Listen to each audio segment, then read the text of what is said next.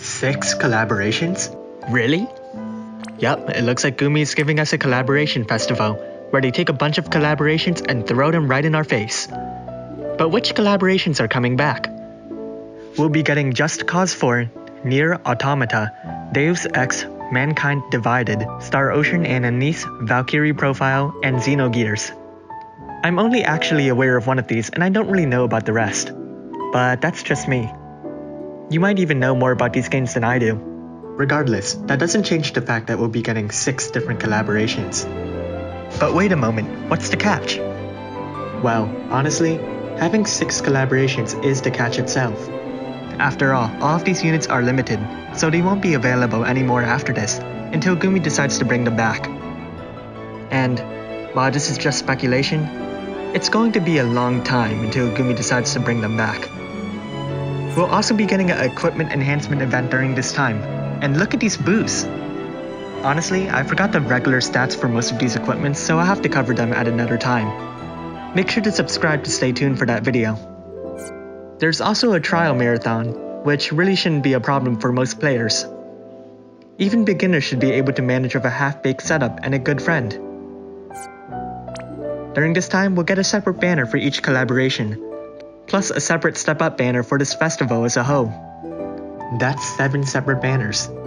They probably won't release each collaboration at the same time, since pacing them out evenly lets them make the most profit from the player base. We also get the opportunity to get Collab Festival 5-star tickets. Once you get 5 of them, you can trade them for a featured rainbow unit. We don't have to summon from the banner to get them, as we will get 5 free tickets throughout this event by logging in, participating in an event, and summoning from a box. So this is a good opportunity to get a nice free unit. But let's take a closer look at the Festival Step-Up Summon. It costs 24,000 lapis for a full lap, and each player can only perform up to 2 laps. So that's a possible 48,000 lapis spent. The rate for a rainbow unit is 10% on this banner, so ideally you'd get a rainbow summon on each step.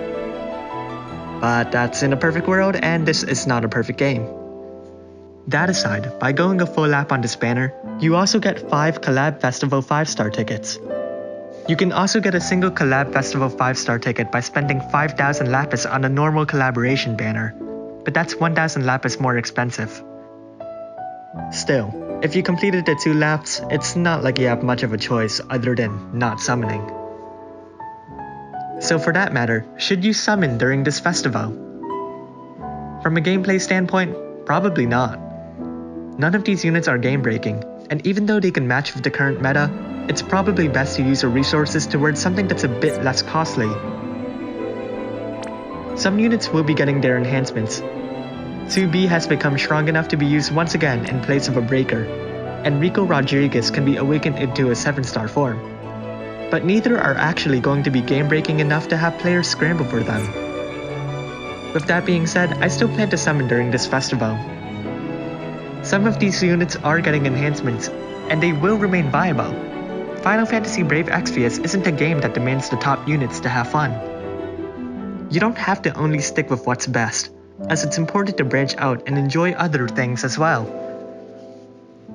This holds true not only for Final Fantasy, but also real life.